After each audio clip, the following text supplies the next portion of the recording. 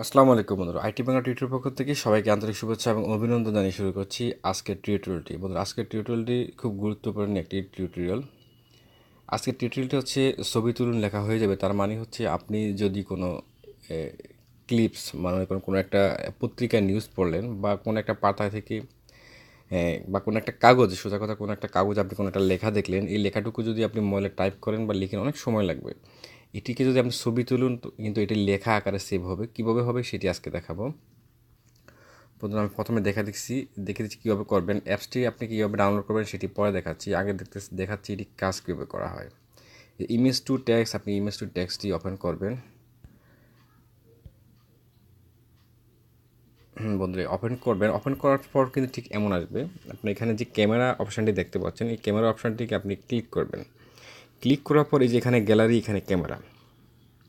Gallery হচ্ছে যদি আপনার গ্যালারিতে কোনো ছবি থেকে থাকে, যেই ছবি থেকে আপনি টেক্সটটি আলাদা করতে চান, ওইভাবে কাজ করার জন্য আপনাকে অবশ্যই গ্যালারি থেকে ওই ছবিটি সিলেক্ট করে কাজ করতে হবে। আর যদি আপনি চান যে না, আমি নতুন করে ছবি তুলে একটি কাজ করব, সেটা থেকে টেক্সট আলাদা করব, তাহলে আপনি ক্যামেরা অপশানে ক্লিক করবেন। আমি এখন ক্যামেরা অপশানে ক্লিক করলাম। ক্যামেরা অপশানে ক্লিক করার সাথে সাথে আমার ক্যামেরাটি চালু হয়ে গেল। তো বন্ধুরা, এখন আমি এই অংশ থেকে এই লেখাটুকুকে আমি আলাদা করব। ছবি তুলে আমি এখান থেকে লেখা ছাড়াই ছবি তোলার মাধ্যমে টেক্সটটি সেভ করব। তো এটাকে আমি আমার পরিমাণ মতো নিয়ে ছবি স্ক্র্যাপ করলাম। তো বন্ধুরা, এটি যদি এই ছবিটি মনে করেন যে আপনার ঠিক হয়নি, আপনি আর একটা ছবি তুলে লিখতে হবে, তাহলে আপনাকে অবশ্যই রিটাইতে ক্লিক করতে হবে। আর যদি মনে করেন যে না, এটি ইউজ করার উপযুক্ত, তাহলে আপনি ইউজ করতে ক্লিক করবেন। ক্লিক করার পর আপনি এটাকে রোটেশন ঠিক করে নেবেন। এখানে রোটেশন আছে, আপনি রোটেশন ঠিক করে নেবেন। দেন আপনার রোটেশন ঠিক হয়ে যাওয়ার পর এখানে যে টিক মার্ক দেখতে পাচ্ছেন, টিক মার্কে ক্লিক করে দেবেন। তো টিক মার্কে ক্লিক করার পর এখানে একটি অ্যাড আসছে, এটি কেটে দেবেন। কেটে দেওয়ার পর বন্ধু দেখতে পারতেছেন যে আমি যে ছবিটি তুলেছিলাম, এই ছবিটি থেকে টেক্সট সম্পূর্ণ আলাদা হয়ে গেছে।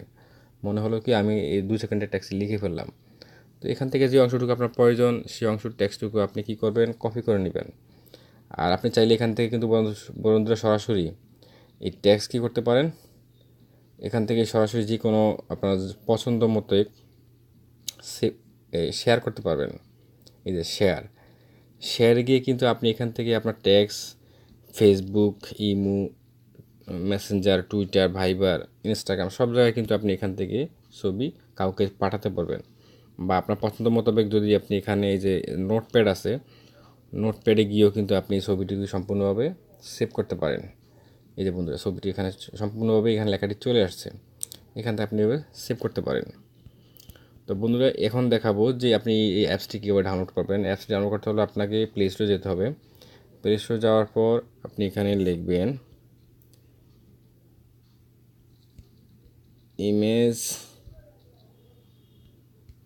To text.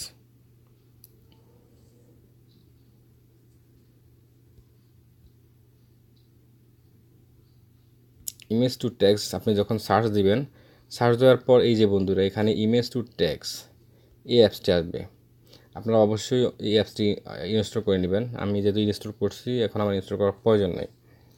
তো বন্ধুরা, এইভাবে আপনি ছবি থেকে টেক্সট আলাদা করে সেভ করতে পারবেন।